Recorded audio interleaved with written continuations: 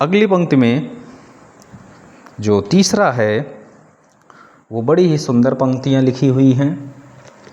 सूरदास जी कृष्ण के बचपन की लीलाओं का बखान किया है। इन्होंने बताया है कि बचपन में कृष्ण जी जब बहुत ही छोटे थे, जब वो चलने को सीख रहे थे, तब की बातों को इसमें लिखा गया है। कहते हैं,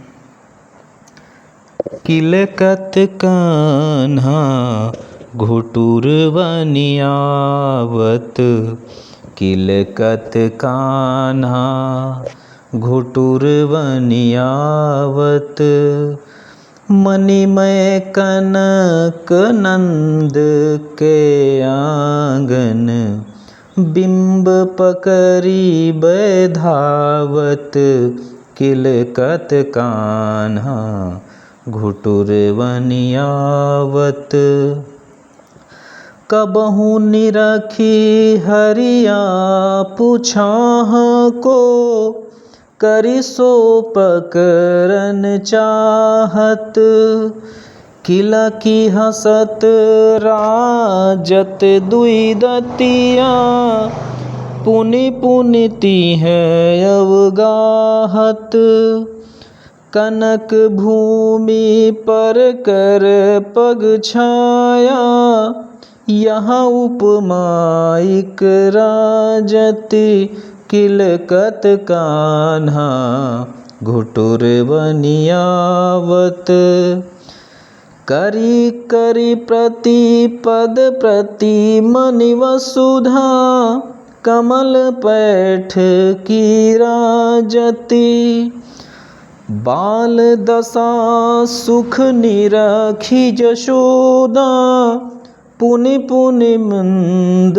बुलावती, आचरा तरले ढाकी सूर के, प्रभु को दूध पियावती, किलकत कान्हा घुटुर बनियावत। तो ये सुंदर पंक्ति थी। अब हम इसका अर्थ समझेंगे। जैसा कि अभी शुरू में मैंने बताया था कि ये कृष्ण के बचपन की जो बचपना आदतें थी, सूरदास जी ने उस बचपन की आदतों को, उनकी कलाओं को बताया है, उसका वर्णन किया है। कहते हैं, सूरदास जी वर्णन करते हुए कहते हैं, किलकत कान्हा घुटुर बनियावत। किलकत मतलब हंसते हुए, किलकारी मारते हुए, कान्हा मतलब कृष्ण जी, घुटुरवन मतलब घुटनों के बल, आवत मतलब आते हैं। जो कान्हा हैं, छोटे हैं, बचपन में अभी चलना ही सीख रहे हैं, वो घुटने के बल चल रहे हैं, अपने आंगन में घुटनों के बल चलते हुए दिखाई दे रहे हैं। मणिमय कनक नंद के आंगन, बिंब पकड़ी बैधावत।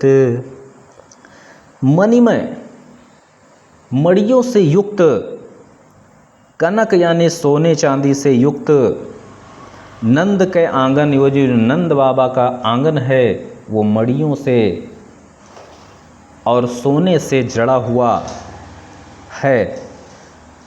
और जब उस पर चलते हैं तो वो अपनी बिंब मतलब अपनी परछाई को देखते हैं, और उस परछाई को पकड़िबे मतलब पकड़ने के लिए धावत मतलब दौड़ते हैं। कबहू निरखी हरिया पुछाह को, करि सो पकरन चाहत। और कभी निरखी मतलब देख कर, हरि प्रभु अपनी छाह को यानी अपनी परछाई को, करि हाथों से यानी अपने हाथों से, पकड़न मतलब पकड़ना, चाहत मतलब चाहते हैं। यानी कभी कभी जब वो अपनी परछाई को उसमें देख लेते हैं तो वो उसको अपने हाथों से पकड़ना चाहते हैं। अगला है, किलक हसत राजत दुई दतियाँ, पुनि पुनती हैं अवगाहत। यानी जब वो किलकारी मारकर हंसते हैं तो राजत दुई दतियाँ, अभी उनके केवल 2 ही दांत नजर आते हैं जो तुरंत दिखाई पड़ने लगते हैं। अब पुनि पुनती हैं अवगाहत, और यही प्रक्रिया वो बार बार करते हैं। अगला है कनक भूमि पर कर पग छाया, यहाँ उपमाइक राजती। यानी जो कनक भूमि है, जो उनका ज़मीन, जो आंगन है, वो बिल्कुल कनक से जड़ा हुआ है। कर पग छाया यह उपमा इक राजती, और वो जो वहाँ पे देखने वाले हैं, जो दिखाई पड़ रहा है, उनकी पग छाया जो उपमा है वो बहुत ही अच्छी लगती है, देखने में बड़ा सुंदर प्रतीत होता है और लोगों को बड़ा सुख मिलता है। करी करी प्रतिपद प्रतिमन वसुधा, कमल पैठ की राजत। बार बार उठते हैं, बैठते हैं, चलते हैं, और यही प्रक्रिया बार बार वो दोहराते हैं।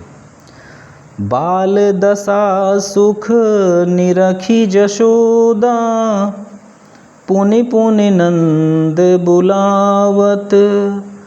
और बाल दशा को, इस बाल लीला को देख करके कौन, यशोदा मैया, वो बार बार नंद बाबा को जाके बुला के लाती हैं और कहती हैं चल करके देखो आपका पुत्र जो है वो क्या कर रहा है। उस दशा को, उस सुख को एहसास करने के बाद, उस दृश्य को देखने के बाद वो जाती हैं और दौड़ के नंद बाबा को बुलाती हैं। अंत में है अचरातर लय ढाकी सूर के, प्रभु को दूध पियावत। अंत में सूरदास जी कहते हैं कि जब खेल करके, जब थक जाते हैं, परेशान हो जाते हैं, और जब वो रोने लगते हैं, तो जो माता जी हैं उनकी, वो उसको उठा करके गोद में और ले जा करके एकांत में बैठ करके अपने आंचल के तरे ढक करके, अचरा तरे लय ढाकी, अपने आंचल में छुपा करके, ढाक करके प्रभु को दूध पियाती हैं, दूध पिलाती हैं। इस प्रकार से इस पूरे जो भी था इसमें इसका वर्णन किया गया है। धन्यवाद।